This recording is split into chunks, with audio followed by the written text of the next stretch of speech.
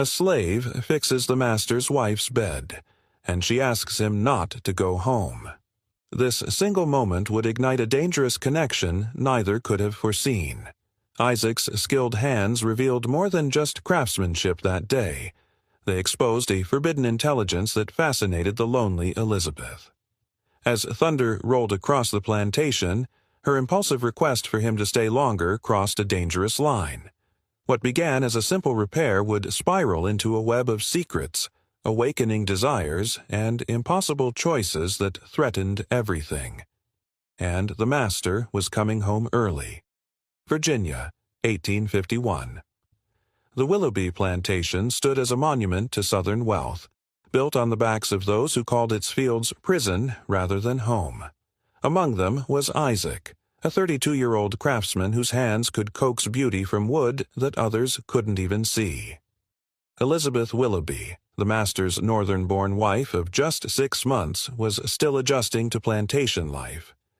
At 22, she found herself alone more often than not, with her husband Thomas frequently away on business in Richmond.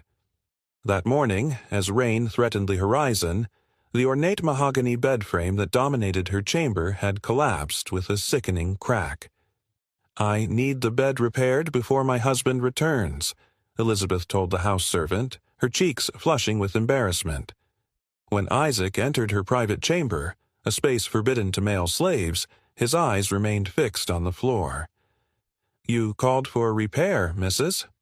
Elizabeth stood awkwardly by the window, painfully aware of the intimacy of having a man in her bedroom. "The frame. It's broken." She gestured vaguely toward the bed, unwilling to explain how it happened. Isaac approached cautiously.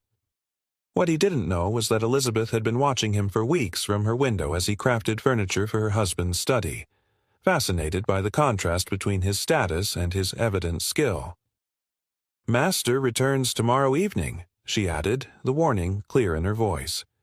If the bed wasn't fixed, questions would be asked, questions neither of them wanted to answer. Isaac's hands moved with surprising grace for their size. He examined the fracture, fingers tracing the grain of the wood with such intimacy that Elizabeth found herself looking away. "The joint was poorly made," he said, forgetting himself momentarily. "Too much weight on one point." Elizabeth's eyebrows rose at his assessment. Slaves weren't supposed to offer opinions. As Isaac worked, she noticed how he measured twice without tools, how he anticipated problems before they arose. His movements weren't just practiced, they were elegant. When he finally stood back from the now stronger frame, Elizabeth saw something that disturbed her more than the broken bed ever could: pride. Not the false humility slaves were expected to show, but the genuine satisfaction of a craftsman. "It's better than before," she said, surprised at her own honesty. Isaac's eyes met, hers for the briefest moment before dropping again. "Thank you, Mrs." But what Elizabeth saw in Isaac's careful hands would change everything she thought she knew about the man her husband called property. And the storm clouds gathering outside were nothing compared to the tempest brewing between them. The afternoon sky darkened to a bruised purple as Elizabeth paced her bedroom. The bed was fixed, better than new, but her thoughts remained unsettled. She ran her fingers along the repaired joint, marveling at how seamlessly Isaac had strengthened what was broken. No evidence remained of the embarrassing collapse that had occurred when she'd thrown herself onto it in frustration after reading Thomas's letter announcing yet another delayed return. Thunder rumbled in the distance, a low warning that matched her unease. The house servants had already shuttered most windows, preparing for the deluge that had been threatening all day. Elizabeth moved to close her own when she spotted Isaac below, hurrying to secure tools in the workshop before the storm hit. His movements were efficient, purposeful, so different from the careful, measured pace he adopted when white folks were watching. Rain began to fall in heavy sheets just as he finished, soaking him instantly. Elizabeth watched him pause at the edge of the slave quarters path, hesitating as lightning split the sky. The quarters were a good quarter-mile from the main house, across an exposed field that was rapidly turning to mud. Even from her window, she could see how the wind bent the trees nearly sideways. A decision formed before she fully understood it, born perhaps from guilt, perhaps from curiosity, perhaps from something deeper she wasn't ready to name. She descended the stairs quickly, her skirts rustling against the polished wood, finding Mary, the head-house servant, in the kitchen where she was supervising dinner preparations. "The craftsman who repaired my bed. I need him to check something else before the storm worsens," Elizabeth said, trying to keep her voice casual despite the rapid beating of her heart. Mary's expression remained neutral, though her eyes held questions she knew better than to voice. At 53, Mary had served the Willoughby family since before Elizabeth was born, and she missed little. "Yes, Mrs. I'll send for Isaac." Elizabeth retreated to the parlor, suddenly uncertain of her impulsive decision. What exactly was she doing? Thomas would be furious if he knew she'd summoned a male slave to the house unnecessarily, especially one as valuable as Isaac. Her husband prided himself on maintaining strict boundaries with the people he owned, not cruel like some neighboring planters, but firm in his conviction that familiarity bred contempt. Minutes later, Isaac stood dripping on the service porch, confusion evident beneath his carefully composed features. Rainwater streamed from his clothes, forming puddles on the wooden boards beneath his feet. His soaked shirt clung to his shoulders, revealing the muscled frame usually hidden beneath loose work clothes. "Come in," Elizabeth said, aware of how this looked but unable to stop herself. "There's another matter requiring your attention." Isaac hesitated, clearly weighing the risks of entering the main house without explicit permission from the master. Lightning cracked again, illuminating the torrential downpour behind him. "Please," she added, softer this time. He stepped inside, careful to stay on the servants' runner that lined the hallway, designed to protect the expensive carpets from dirty boots. Elizabeth noted how he made himself smaller somehow, shoulders hunched, eyes downcast. The invisible man all slaves learn to become in white spaces. Inside, she led him not to her bedroom but to her husband's study. The room smelled of leather and tobacco, masculine territory where she rarely ventured. Thomas's domain, filled with his books, his correspondence, his business ledgers, and now, increasingly, with furniture made by Isaac's hands. "The storm," she began awkwardly, closing the door behind them. "It's too dangerous for you to return to the quarters now." Isaac remained silent, water pooling beneath his feet on the polished floor. His face betrayed nothing, but Elizabeth sensed his wariness. Unusual requests from white women could be just as dangerous to a slave as punishments from white men. "I noticed you've been making furniture," she continued, gesturing around the study. "For my husband's study." "Yes, Mrs. A writing desk and chair, and the bookcase by the window." His voice was low, measured, giving away nothing of his thoughts. "Show me." Isaac moved cautiously to the far corner where an unfinished cherrywood desk stood. His hand hovered over the surface, not quite touching it. Elizabeth noticed the contrast. These same hands had touched her bed frame without hesitation, but here in the master's study, different rules applied. "The craftsmanship is remarkable," she said, genuinely impressed by the intricate inlay work on the desktop. "My husband mentioned a craftsman, but he didn't say—" She trailed off, unsure how to finish without acknowledging the obvious. Thomas hadn't mentioned Isaac was a slave because it hadn't seemed worth noting. "You shouldn't be walking in this weather," Elizabeth said, the pretense thin even to her own ears. "And I'd like to understand your work, how you learned to create such pieces." The impropriety hung between them, impossible to ignore. A white woman alone with a slave, discussing craftsmanship as if they were equals. Outside, the storm provided cover for this unusual meeting, but Elizabeth knew she was crossing a line that Southern society had drawn in thick, indelible ink.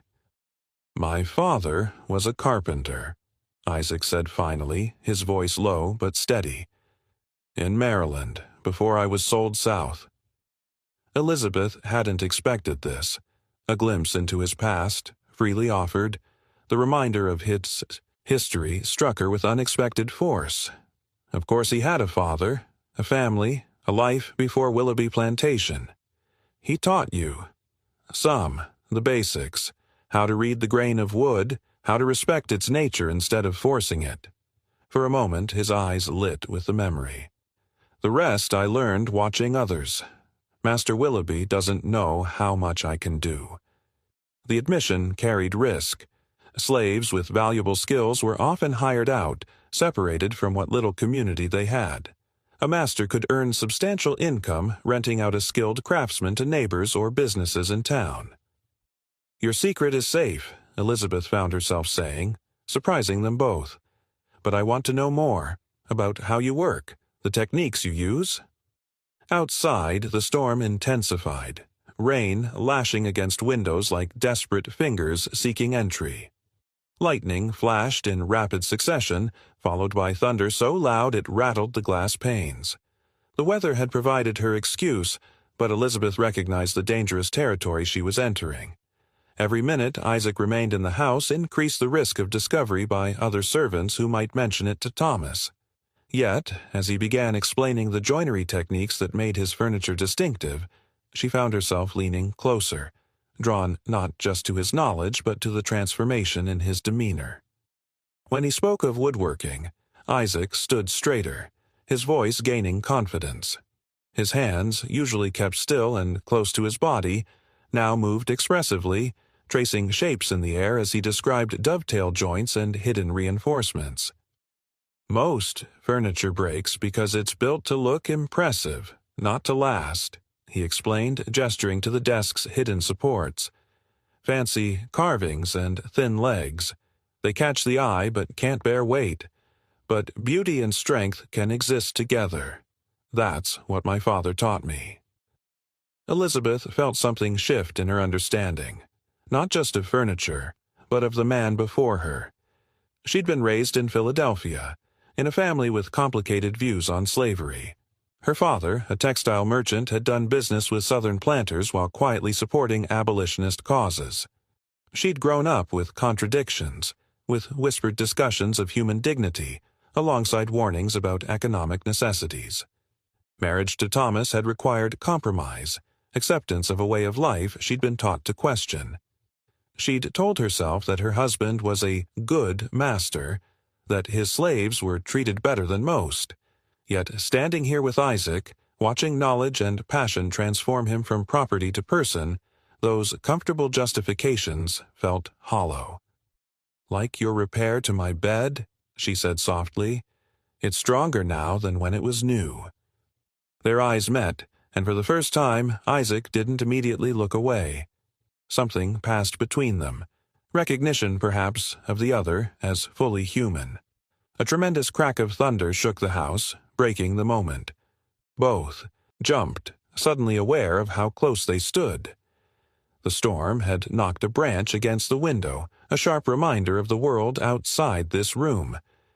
"You should go," Elizabeth said, her voice unsteady. "Yes, Mrs."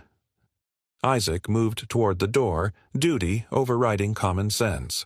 The rain continued to pour in torrents visible through the study windows, turning the grounds into a dangerous landscape of mud and flooding creeks. "No," she said quickly, reaching out but stopping short of touching his arm. "I meant—" She hesitated, then finished. "Don't go home tonight. It's not safe." The words hung between them, laden with meanings neither dared acknowledge. Elizabeth felt her cheeks warm under his careful gaze. "The old carriage house has a loft," she continued, speaking quickly now. "It's dry there, and no one would question you taking shelter. I can have Mary bring food." Isaac's expression remained unreadable, but something flickered in his eyes. Caution, confusion, or perhaps a question about her motives that he couldn't safely voice. "As you wish, Mrs.," he said finally, his formal tone restored.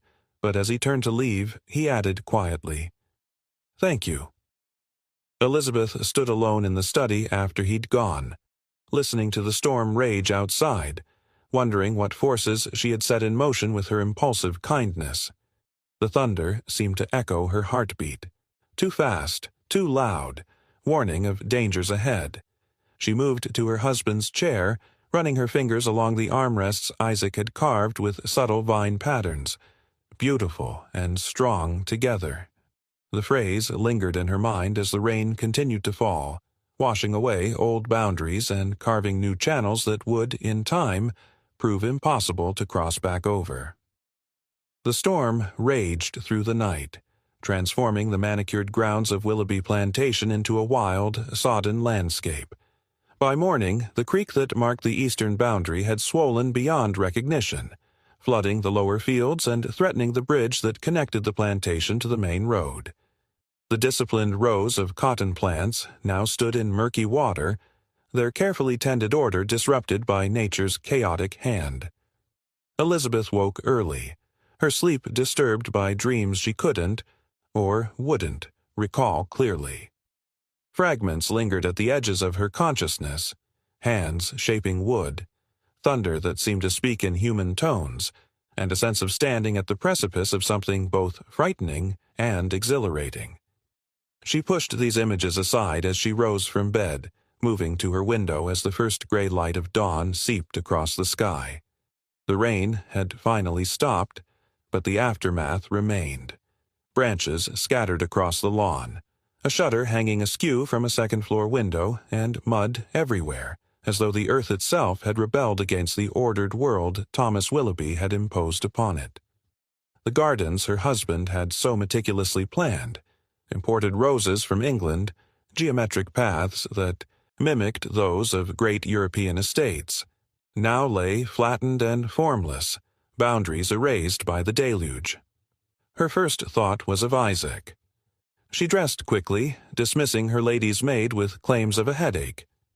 The young woman, Sarah, barely 16 and recently purchased from a neighboring plantation, looked relieved to escape her mistress's unusual mood.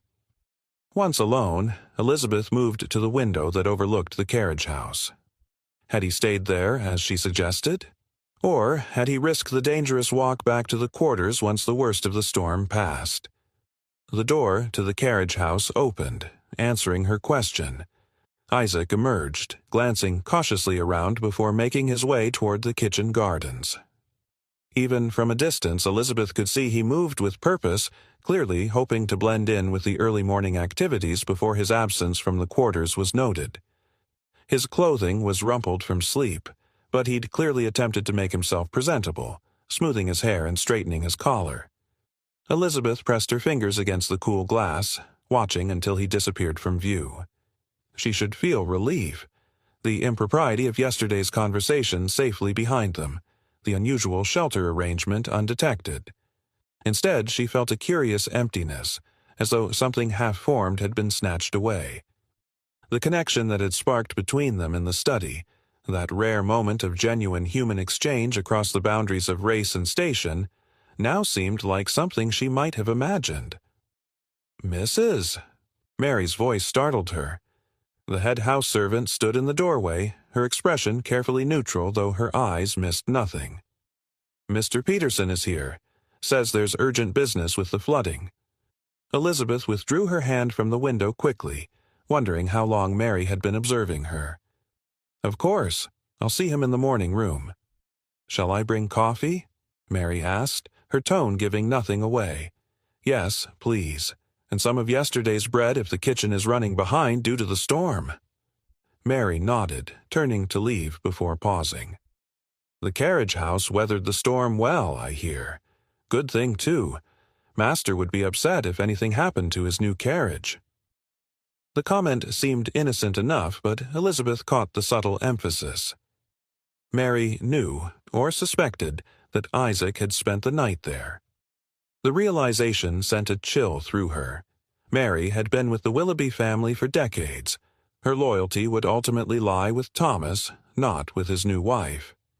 "Indeed," Elizabeth replied evenly. "Please tell Mr. Peterson I'll be down shortly." Silas Peterson was Thomas's overseer, a thin, hard man with pale eyes that seemed to catalog every detail for future reference. At 45, he had the weathered look of someone who'd spent his life outdoors, though not in the healthy, sun-browned way of farmers. His was a sallow complexion, as though something essential had been leached from him over the years. Elizabeth had disliked him from their first meeting, though she kept this opinion to herself. Thomas valued Peterson's efficiency, if not his company. "Ma'am," Peterson said, removing his hat as she entered. His clothes were mud-splattered, evidence of an early inspection of the property. A thin stream of tobacco juice stained one corner of his mouth, which he wiped away with a handkerchief that had seen better days. "The bridge is gone, washed away in the night." "Gone?" Elizabeth repeated, grasping the significance immediately. "Then we're cut off from town." "Yes'm, for at least a week, I'd reckon, maybe more. The creek's still rising with runoff from the hills." Peterson twisted his hat in his hands, the brim already deformed from this habitual gesture. "There's more. The flood's taken part of the south field, cotton's under water, and the roof of the main barn is damaged." Elizabeth felt a flutter of anxiety. Thomas was due to return tomorrow, but without the bridge. "My husband." "Won't be coming home any time soon," Peterson finished for her. "Not unless he fancies a swim." His thin lips curved in what might have been meant as a smile. "Meaning, no disrespect, ma'am, but there's decisions need making. Repairs that can't wait." The implication was clear. With Thomas absent, who would give the necessary orders? In the 6 months of her marriage, Elizabeth had been carefully excluded from plantation management, encouraged instead to focus on household matters, entertaining, and the ornamental accomplishments expected of a planter's wife. Now, suddenly, she faced decisions with real consequences. Elizabeth straightened her shoulders, remembering her father's counting house in Philadelphia, where she had often helped with correspondence and accounts, skills Thomas had dismissed as unnecessary in her new role. "Make a list of what needs immediate attention, Mr. Peterson. We'll discuss priorities after breakfast." Surprise flickered across the overseer's face before he masked it. "As you wish, ma'am, though some matters require a firm hand." "I'm quite capable of firmness when required, Mr. Peterson." Elizabeth met his gaze steadily, refusing to be intimidated. "I'll expect your list within the hour." After he left, Elizabeth sank into a chair, her confident facade crumbling. What did she know about managing plantation repairs? About allocating labor and resources? Thomas had never bothered to explain such matters, considering them outside a wife's proper concerns. Yet she couldn't telegraph uncertainty, not to Peterson, who would seize any opportunity to undermine her authority in her husband's absence. Not to the house servants who watched her every move, evaluating whether this northern bride was worthy of respect. And certainly not to herself, having spent 6 months feeling increasingly ornamental and useless in this strange new world. Mary returned with coffee and bread, setting the tray down with precise movements. "Will there be anything else, Mrs.?" Elizabeth hesitated, then decided to risk a direct question. "How bad is the damage, Mary? You've been through storms here before." The older woman's expression softened slightly at being consulted. "Bad enough, Mrs. The creek floods most springs, but not like this, not in 20 years. She paused, seeming to weigh her next words. "Master usually has the men working dawn to dusk after weather like this. Says a day lost can't be recovered." Elizabeth nodded, absorbing this information. "Thank you, Mary. That will be all for now." Alone again, she sipped her coffee and considered her position. Thomas had left her with authority over household matters, but nothing beyond. Peterson clearly expected to make decisions himself, merely informing her as a courtesy. The easiest path would be to defer to him, but something in her rebelled at the thought. Perhaps it was her Philadelphia upbringing, where women, while certainly not equal to men, often managed businesses in their husbands' absences. Perhaps it was the subtle condescension in Peterson's manner. Or perhaps it was the memory of Isaac standing straighter, speaking with quiet authority about his craft, reminding her that capability often existed where others refused to see it.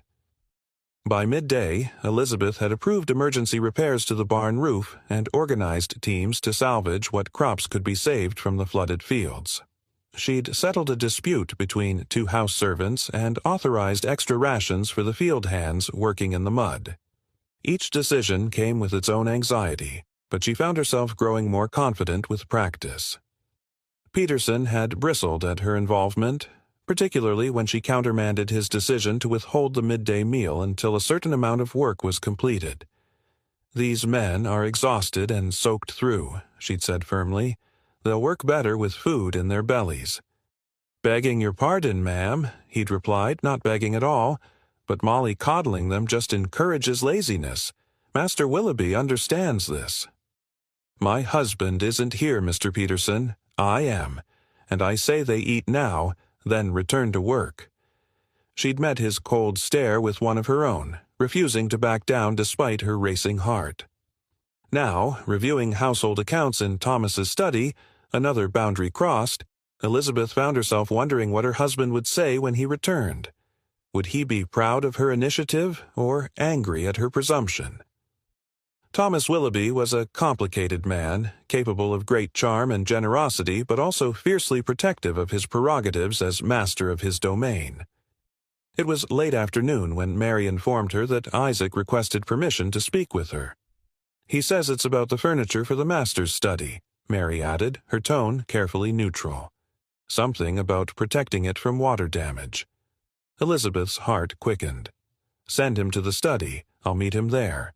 Mary's eyes lingered on her face a moment too long. "Yes, Mrs.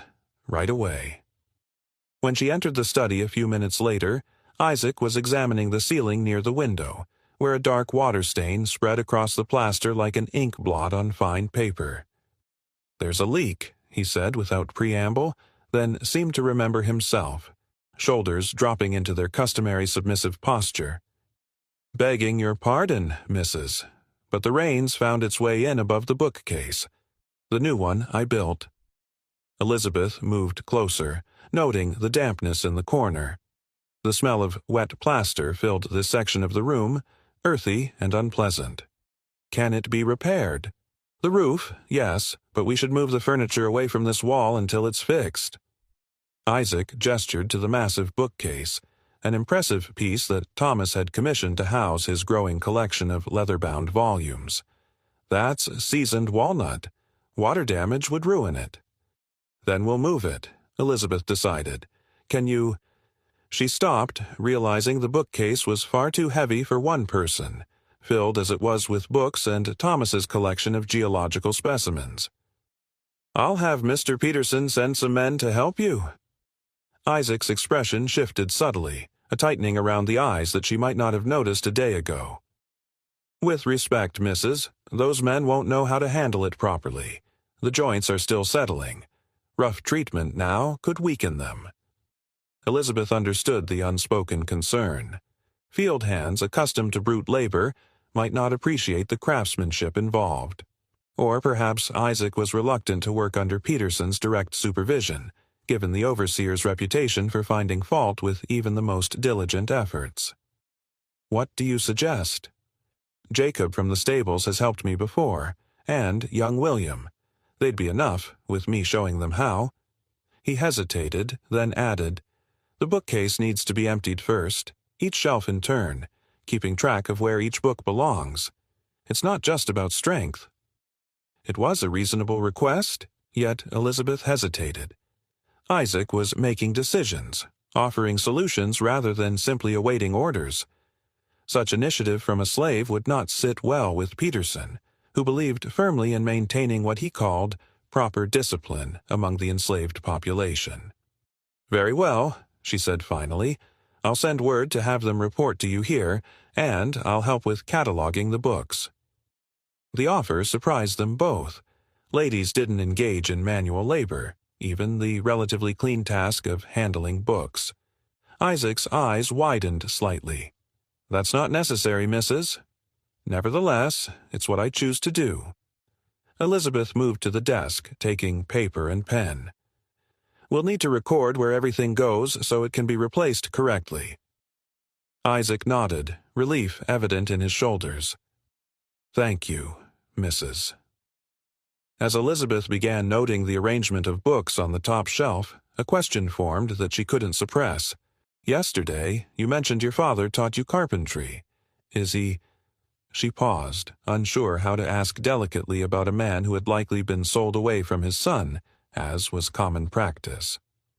"He died before I was sold," Isaac said quietly, his hands continuing their careful work of removing books. "Consumption took him when I was 15. My mother had passed years before." "I'm sorry," Elizabeth said, meaning it. The simple statement seemed woefully inadequate for the losses he'd endured, yet what more could she offer? Isaac's eyes met hers, surprise evident in them. Perhaps he wasn't accustomed to receiving sympathy from white folk. "He would have approved of this bookcase," he said after a moment. "Said working with Walnut was like dancing with a proud woman, had to respect her nature to bring out her beauty." The unexpected poetry in his words caught Elizabeth off guard. She tried to imagine Isaac's father, a skilled craftsman passing knowledge to his son, speaking in metaphors that transformed work into something approaching art. It was a vision of family life among slaves that Thomas and his friends never acknowledged in their discussions of the peculiar institution. Before she could respond, voices in the hallway announced Peterson's arrival. Isaac immediately stepped back from the bookcase, his expression closing, body language shifting to the familiar subservient posture that rendered him nearly invisible. "Ma'am," Peterson said, entering without knocking, "we've got trouble at the quarters. That new field hand, Caesar, is running a fever. Could be ague, could be worse." His eyes narrowed when he spotted Isaac. "What's this one doing in here?" The possessive phrasing, "this one," grated on Elizabeth's nerves in a way it wouldn't have just days ago. "Addressing a leak before it damages my husband's property," she replied coolly. "Mr. Willoughby would be most displeased if his new furniture were ruined through negligence." Peterson's jaw tightened at the implied criticism. "As you say, ma'am. About the sick Negro, quarantine him if you're concerned about contagion," Elizabeth said, drawing on dim memories of how her mother had handled illness among their Philadelphia servants. "And have Mary send down willowbark tea for the fever." She turned to Isaac. "You may proceed with moving the furniture, as discussed." It was a dismissal of both men, though only Peterson seemed to bristle at it. As they left, Isaac silently, Peterson with a stiff nod, Elizabeth felt a strange exhilaration. For the first time since her marriage, she was making consequential decisions, exercising authority beyond the narrow domestic sphere Thomas had allocated to her. More surprising was how natural it felt. The rest of the afternoon passed in a flurry of activity. Jacob and William arrived to help with the bookcase, and Elizabeth found herself working alongside them, recording the placement of each book and artifact. The three men moved with careful coordination, Isaac quietly directing their efforts with a competence that belied his status. "You've done this before," Elizabeth observed during a brief pause in their work. "Directed others, I mean." Isaac glanced at her, measuring his response. "My former master in Richmond hired me out to a cabinet-maker's shop. I supervised the apprentices there." This revelation startled her. "You lived in the city? Worked in a shop?" "For 3 years, yes, until Master Jenkins died and his widow sold me to pay his debts." Isaac's voice remained neutral, but Elizabeth caught the flicker of old pain in his expression. "That's how your husband acquired me." Elizabeth absorbed this information silently. Isaac had known a different kind of life. Not freedom, certainly, but something less restrictive than field labor on an isolated plantation. He'd had skills recognized, responsibility granted. And then, like the furniture they were now carefully dismantling, he'd been inventoried, valued, and sold to settle accounts. "Did you prefer it? The city?" she asked, keeping her voice low so Jacob and William wouldn't overhear. Isaac paused in his work, considering the question with a seriousness that suggested no one had asked his preference about anything in a very long time. There were possibilities there, he said finally. Books, conversations, news from other places. He resumed carefully removing drawers from the desk. But a slave is a slave, whether in town or country. The stark assessment hung in the air between them. Elizabeth wanted to say something, to acknowledge the injustice, to separate herself from it somehow, but what words could possibly bridge such a gulf?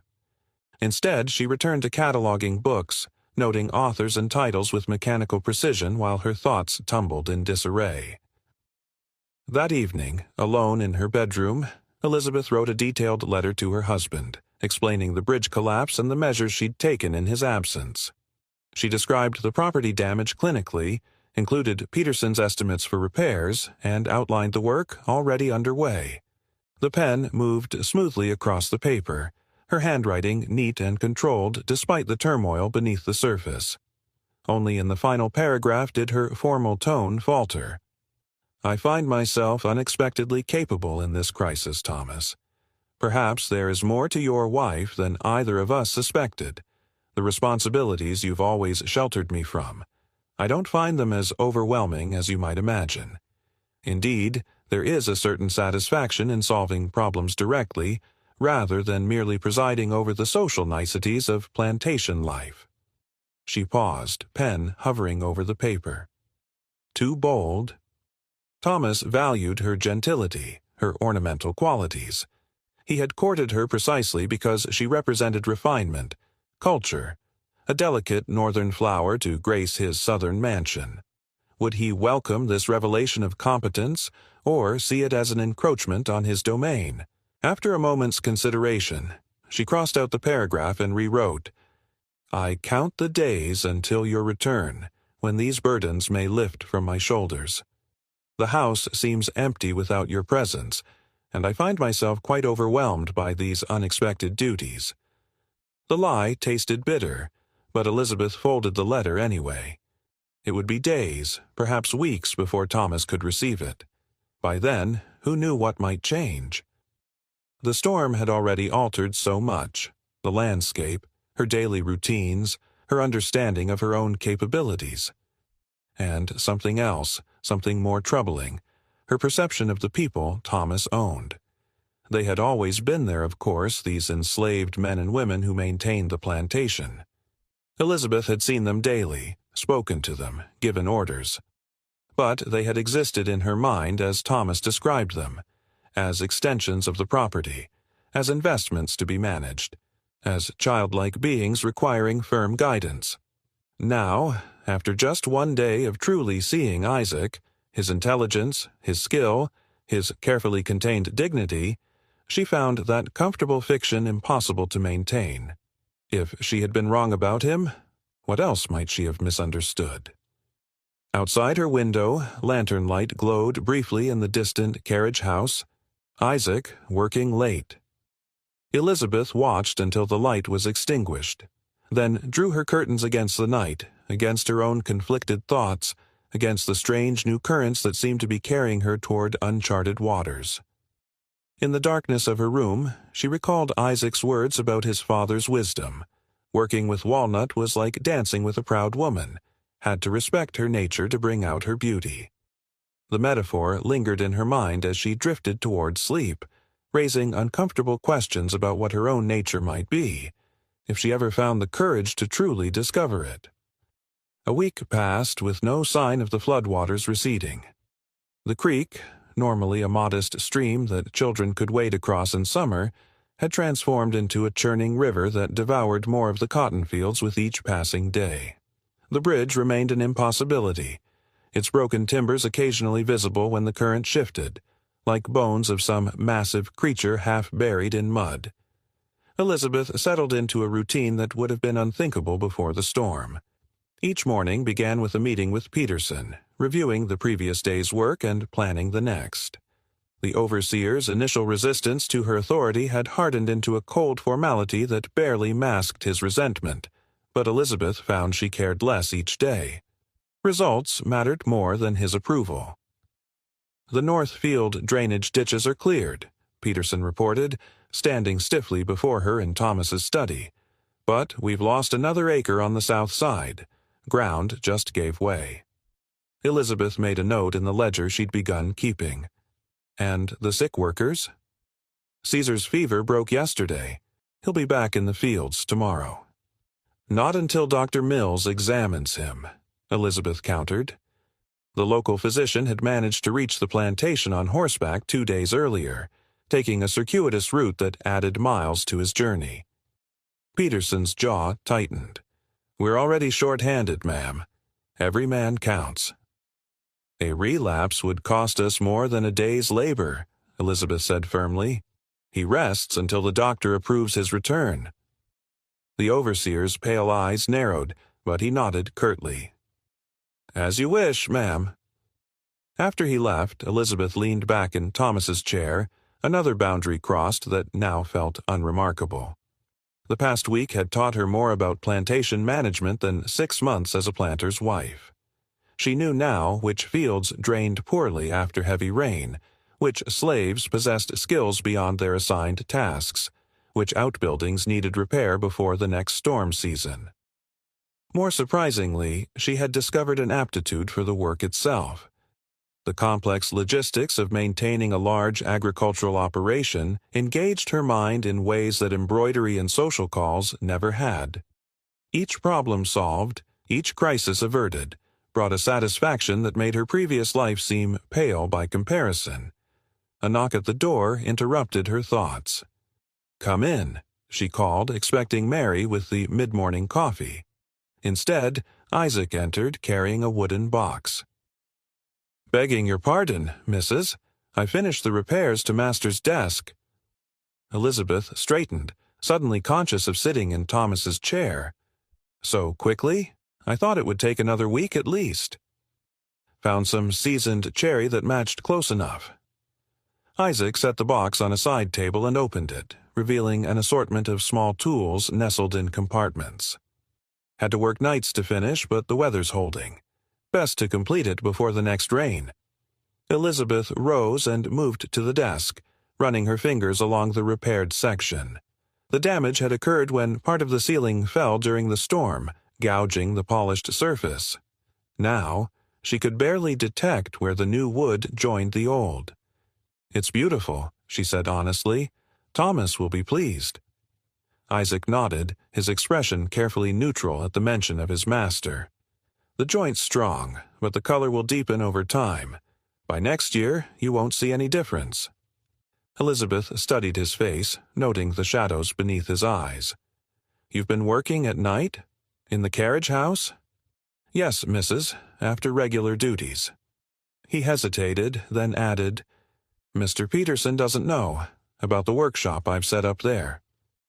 The admission hung between them, another secret shared. Elizabeth should discourage this unauthorized use of the building, should inform Peterson that Isaac needed proper supervision. Instead, she found herself asking, "Would you show me? Your workshop?" Isaac's surprise was evident, though quickly masked. "It's not much to see, Mrs." "Nevertheless, I'd like to." Elizabeth moved toward the door with a decisiveness that surprised even her. "Now, if you're not otherwise occupied."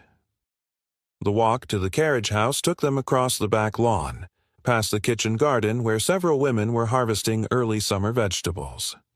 They nodded respectfully to Elizabeth, their eyes curious at the sight of their mistress walking alongside Isaac, though no one dared comment. The carriage house stood apart from the main cluster of outbuildings, a handsome structure built to house Thomas's prized vehicles.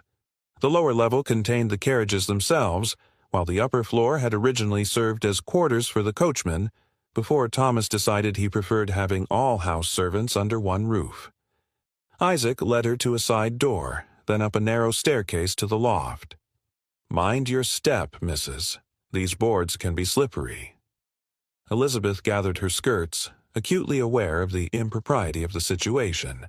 A proper Southern lady would never enter such a space unchaperoned, certainly not with a male slave.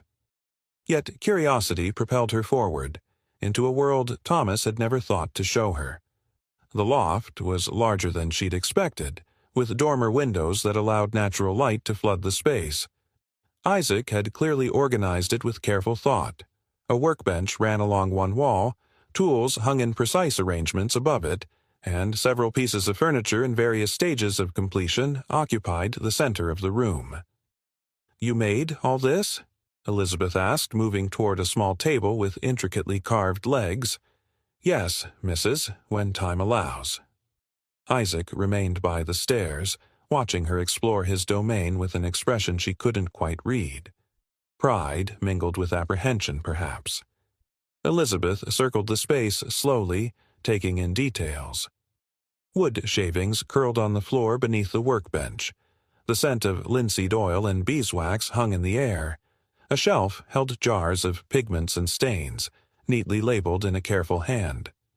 "You can write," she said, not a question but a realization. Isaac stiffened slightly. "My father taught me some. Before." Teaching slaves to read or write was illegal in Virginia, as in most southern states. The fact that Isaac possessed this forbidden knowledge, and that he'd just admitted it to her, represented an enormous risk. "Your secret is safe with me," Elizabeth said quietly, echoing her words from the night of the storm. She moved to the workbench where drawings were pinned to the wall, designs for furniture, detailed sketches of joinery techniques, studies of leaf patterns for carving. "These are remarkable," she said, examining a drawing of a rocking chair with an innovative curved back. "Did you design this yourself?" Isaac moved closer, caution giving way to the pull of his craft. "Yes, been working on the curves.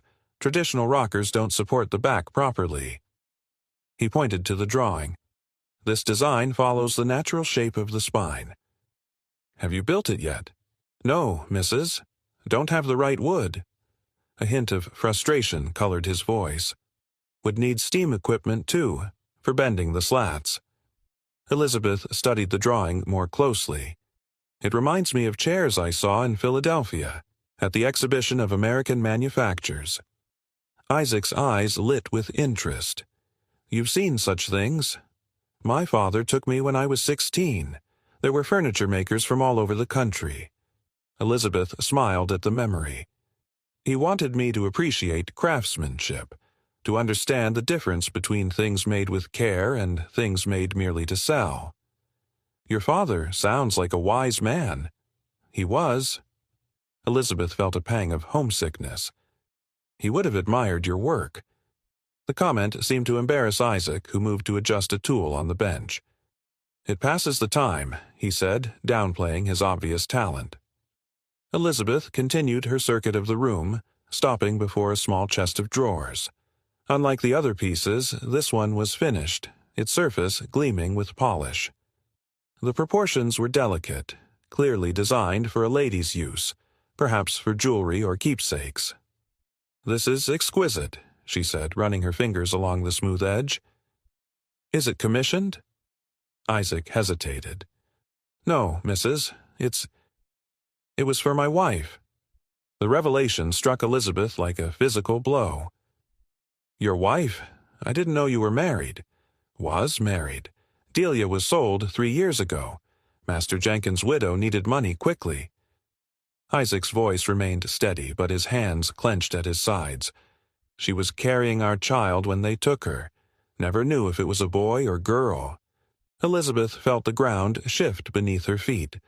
Of course, Isaac had a life beyond what she observed. Loves, losses, dreams that had nothing to do with serving the Willoughby household. Why had this never occurred to her before? "I'm so sorry," she said, the words wholly inadequate. "Do you know where she was sent?" "Louisiana, sugar plantation." The 2 words contained volumes of horror. Everyone knew the brutal conditions of sugar cultivation, the shortened lifespans of those who worked those fields. "You keep this for her," Elizabeth said, gesturing to the chest. In case we meet again in this life?" Isaac's smile held no humor. "No, Mrs. I keep it to remember I was once something more than property, that I created something beautiful for someone I loved. The raw honesty of his statement hung in the air between them. Elizabeth felt tears prick her eyes, ashamed of her own ignorance, her complicity in a system that could tear apart a family as casually as one might separate livestock. Before she could respond, voices drifted up from outside. Peterson, speaking to one of the stable boys. Isaac moved quickly to the window, then back to Elizabeth. "You should go, Mrs. The overseer's headed this way." Elizabeth nodded, gathering her composure. "Thank you for showing me your work. It's truly exceptional." Isaac's expression softened momentarily. "Thank you for seeing it as such." She descended the stairs quickly, emerging from the side door just as Peterson rounded the corner of the building. The overseer stopped short, surprise evident on his narrow face. "Ma'am, is everything all right?" Elizabeth straightened her shoulders. "Perfectly fine, Mr. Peterson. I was inspecting the carriage house roof for leaks. Isaac has been making repairs." Peterson's gaze shifted to the building, suspicion evident. "I wasn't aware of any work scheduled here." "Then your records are incomplete," Elizabeth replied coolly. "I authorized it 3 days ago. The last thing we need is damage to my husband's carriages." The lie came easily, surprising her. A month ago she would have struggled to deceive anyone, raised as she was to value honesty above most virtues. Now it seemed she was capable of more than she had realized, for better or worse. "Of course, ma'am." Peterson's tone suggested he was far from convinced. "Will there be anything else?" "Not at present." Elizabeth moved past him toward the main house, feeling his eyes on her back the entire way. That night, she sat at her writing desk, attempting to compose another letter to Thomas. The first had gone unanswered, presumably because the mail carrier couldn't cross the flooded creek. This one might face the same fate, but the act of writing helped organize her thoughts. "My dear husband, another week passes with no sign of the waters receding. Dr. Mills believes the bridge may not be repaired until late July as the supporting banks have been badly eroded. I continue to manage as best I can in your absence." Elizabeth paused, pen hovering over the paper. What could she tell Thomas of the past week? Of her growing confidence in giving orders, in making decisions that affected the entire plantation? Of her discovery of Isaac's workshop, his remarkable talents, the story of his wife torn from him? None of it, she realized. Thomas would be appalled at her interference in plantation management, horrified at her unchaperoned visit to the carriage house, and utterly unsympathetic to Isaac's personal tragedy. Her husband was not cruel by nature, but he viewed the world through the lens of property and propriety. Slaves were investments, their emotional lives irrelevant to the business of agriculture.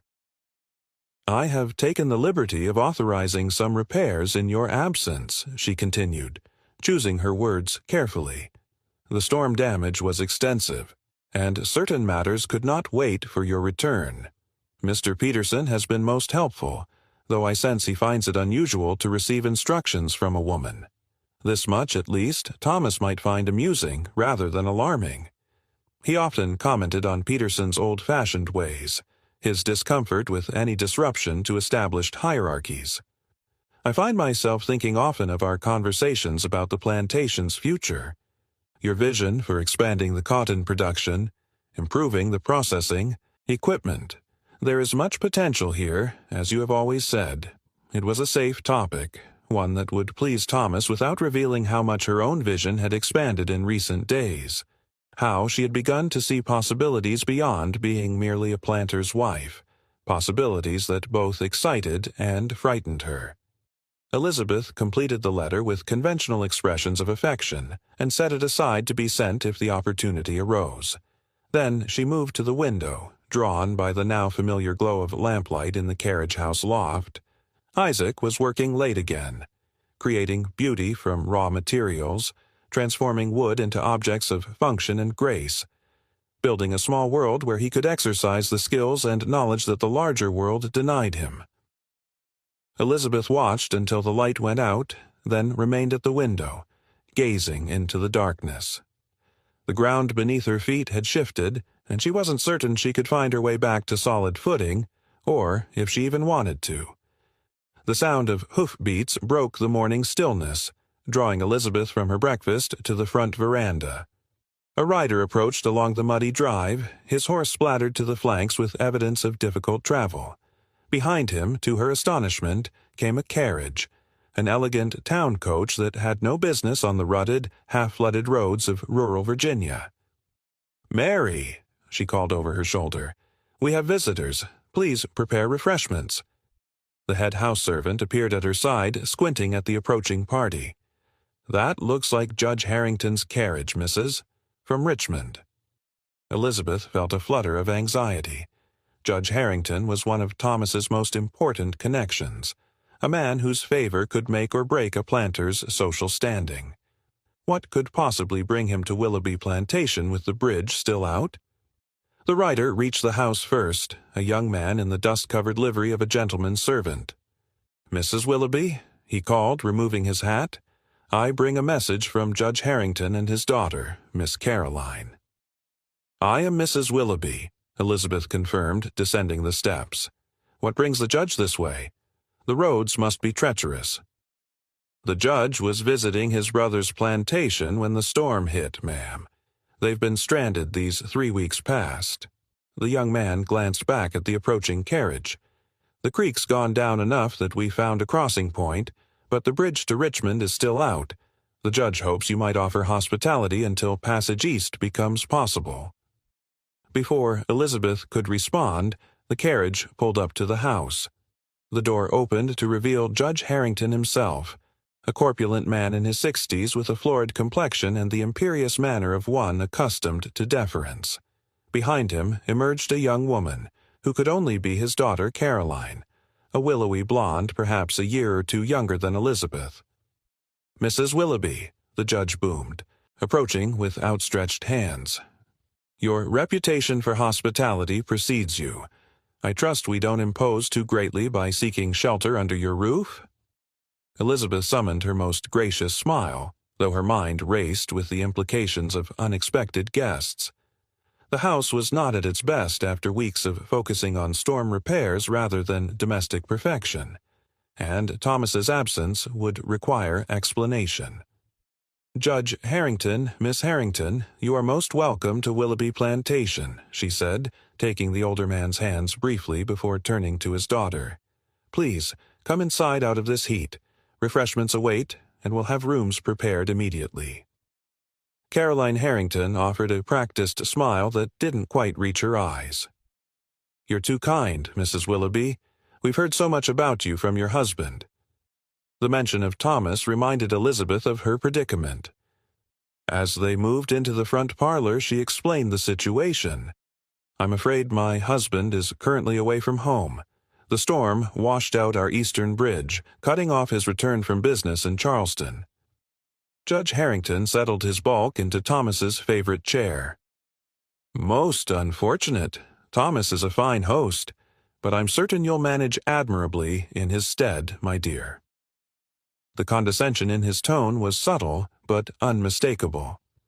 Elizabeth had encountered it often since her marriage, the assumption that, as a northern bride, she must be struggling to adapt to the demands of Southern plantation society. "I shall do my best, sir," she replied with practiced humility, "though I fear our household is not as orderly as it might be, with so many repairs still underway." "Nonsense," the judge declared, accepting a glass of sherry from Mary's tray. "Thomas wrote that you've taken to plantation life like a duck to water. Said he'd never seen a woman adapt so quickly to new circumstances." Elizabeth blinked in surprise. Thomas had said this? To Judge Harrington, of all people? Her husband was usually sparing with praise, particularly regarding her management abilities. "You're too kind," she murmured, turning to Caroline. "Miss Harrington, you must be exhausted from your journey. Would you care to rest before dinner?" The young woman straightened in her seat. "Actually, I find I'm quite refreshed now that we've arrived. Perhaps you might show me the grounds. I've been cooped up at Uncle William's plantation for weeks with nothing but the company of elderly gentlemen." The request seemed innocent enough, but Elizabeth detected an undercurrent of assessment in Caroline's gaze. The judge's daughter was evaluating her, measuring her against some standard Elizabeth couldn't quite discern. "Of course," she agreed, "though I should warn you parts of the property remain underwater." "All the more interesting," Caroline replied with a smile that seemed more genuine than her previous one. "I've never seen the aftermath of such a significant flood." "Judge," Harrington waved a hand dismissively. "Off with you girls, then. I confess I could use a brief rest before dinner. The roads were most unkind to my constitution." Elizabeth instructed Mary to prepare the best guest rooms, then led Caroline out through the side door. They walked in silence for a few moments, following the gravel path that wound through Elizabeth's flower garden, or what remained of it after the deluge. "Your roses have suffered, I see," Caroline observed, pausing beside a bedraggled bush whose blooms hung heavy with mud. "Yes, I fear the storm was unkind to my gardening efforts," Elizabeth admitted, though the kitchen garden fared better, being on higher ground. Caroline nodded, then turned to face Elizabeth directly. "You must forgive my forwardness, Mrs. Willoughby, but I find myself intensely curious about you." Elizabeth raised an eyebrow. "About me? Whatever for?" "You've caused quite a stir in Richmond society," Caroline said with a frankness that bordered on impropriety. "A northern bride for one of Virginia's most eligible bachelors, and not just any northerner, but the daughter of Edward Blackwell, who is rumored to have abolitionist sympathies." The accusation, for that was what it was, however delicately phrased, hung in the air between them. Elizabeth felt her cheeks warm, but kept her expression neutral. "My father is a businessman with connections throughout the country," she replied carefully. "His political views are his own." Caroline's blue eyes remained fixed on Elizabeth's face, searching for, what? Weakness? Guilt? "And yours, Mrs. Willoughby? Do your views align with your father's or with your husband's?" The question was breathtakingly inappropriate from a young woman to her hostess, yet Elizabeth sensed that her answer mattered greatly. Caroline Harrington was not merely making conversation. She was probing for information that would be reported back to her father, and through him to Richmond society. "My views are those of a devoted wife," Elizabeth said smoothly, "concerned primarily with maintaining a comfortable home for my husband and extending hospitality to his friends, such as yourself and the judge." Caroline looked momentarily disappointed by this conventional response, but recovered quickly. "How diplomatic of you. Thomas always said you were remarkably intelligent." "Did he?" Elizabeth couldn't mask her surprise. Thomas rarely commented on her intellect, at least not to her face. "Oh, yes. At the Marshall's dinner party last spring he spoke quite admiringly of your education. Said you read Greek and Latin and understand mathematics better than most men of his acquaintance." Elizabeth felt a flush of pleasure at this unexpected praise, followed quickly by suspicion. Why would Caroline Harrington, practically a stranger, share such information? "Your father mentioned you've been stranded for 3 weeks," she said, changing the subject. "That must have been trying for you." Caroline accepted the shift with good grace. "Exceedingly. Uncle William's plantation is painfully dull. No young people at all, and his library consists entirely of agricultural treatises and sermons." She sighed dramatically. "I've been reduced to reading his ledgers for entertainment." Elizabeth laughed despite herself. "A desperate measure indeed. You'd be surprised how revealing a plantation's accounts can be," Caroline said, her tone lighter but her eyes still watchful.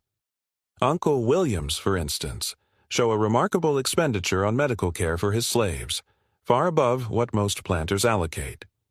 Again, the conversation had veered into potentially dangerous territory. Elizabeth chose her response carefully. "A healthy workforce is a productive one, I imagine." "Precisely what Uncle William says," Caroline agreed, though my father calls it sentimentality, a waste of good money. They had reached the edge of the formal gardens where the path split, one fork leading toward the stables, the other toward the workshops and carriage house. Elizabeth hesitated, suddenly reluctant to bring Caroline anywhere near Isaac's domain. "Shall we see the stables?" she suggested. "Thomas is quite proud of his horses." Caroline glanced toward the carriage house, then back to Elizabeth. "Actually, I'd love to see your husband's famous workshop. Father says Thomas has acquired a carpenter of exceptional skill. The desk in Father's study was made here, I believe." Elizabeth's heart sank. Of course, Judge Harrington would know about Isaac's work. Thomas had apparently been selling or gifting his furniture to influential connections. The carriage house workshop was no secret. Only Elizabeth's knowledge of it was new. "Of course," she said, forcing a smile. "Though I should warn you, it's a working space, not designed for visitors." They followed the path to the carriage house, where the sound of a saw greeted them before they reached the door. Elizabeth knocked loudly, then pushed the door open. Isaac stood at his workbench, a plank of oak secured in a vise as he worked. He looked up, surprise flickering across his face before he quickly lowered his eyes and set down his tools. "Isaac, this is Miss Harrington, Judge Harrington's daughter," Elizabeth said, her voice more formal than usual. "She's interested in seeing examples of your craftsmanship." Isaac bowed slightly. "Miss Harrington." Caroline moved into the workshop, her silk skirts incongruous among the wood shavings and tools. "So, you're the famous carpenter. My father speaks highly of your work." Isaac remained silent, his posture shifting subtly into the deferential stance expected when addressing white visitors. Elizabeth felt a pang, recognizing how different he appeared now compared to their private conversations. "Isaac created the desk in your father's study," she said, filling the awkward silence, "and he's currently working on pieces for several rooms in our house." Caroline circled the workshop, examining the furniture in various stages of completion. She paused before a partially carved headboard, running her fingers along the intricate pattern of vines and flowers.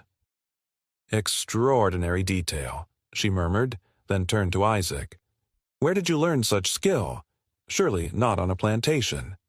The question, directed to a slave as though he were a craftsman worthy of inquiry, violated the social code Caroline had been raised to observe. Elizabeth watched Isaac carefully, noting the momentary surprise in his eyes before he responded. "My father taught me the basics, miss. The rest I learned through observation and practice." Caroline nodded, apparently satisfied with this answer.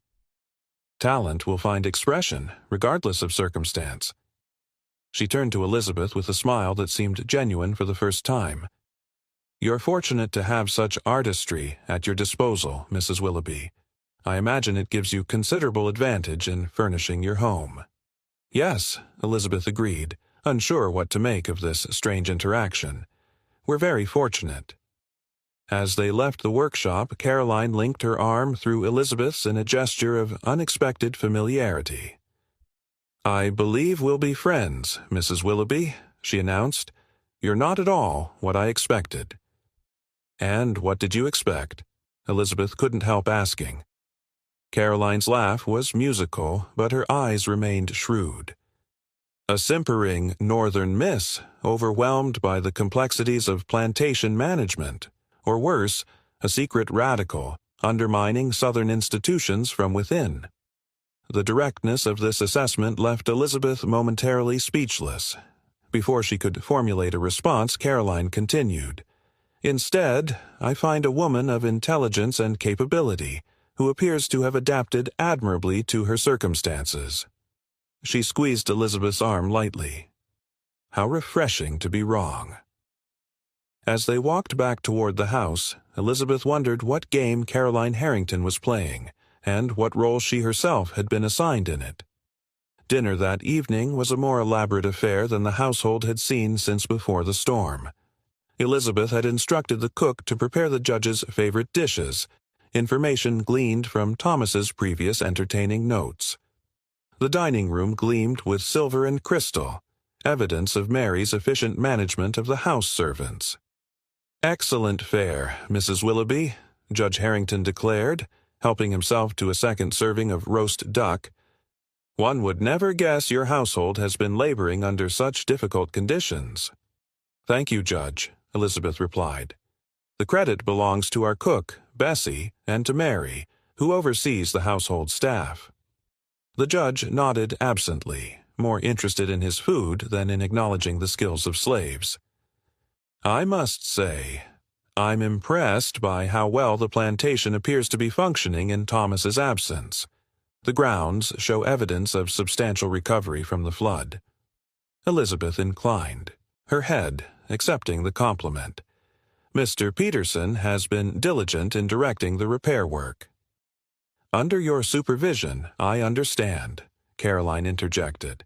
"Father, Mrs. Willoughby has been personally overseeing the plantation management during her husband's absence." Judge Harrington's eyebrows rose. Indeed, most unusual for a lady to involve herself in such matters. "Necessity often leads us down unexpected paths," Elizabeth replied, keeping her tone light. "I could hardly sit idle while the property suffered." "Quite right," the judge agreed, though his expression suggested he found the situation irregular. "Still, it speaks well of Thomas that his systems could be maintained even in his absence. A well-ordered plantation practically runs itself, with proper oversight." Elizabeth bit back a retort about just how much constant attention and decision-making the well-ordered plantation had required over the past weeks. Instead, she steered the conversation toward Richmond society, a topic on which both Harringtons were eager to expound. As the evening progressed, she found herself increasingly aware of Caroline's scrutiny.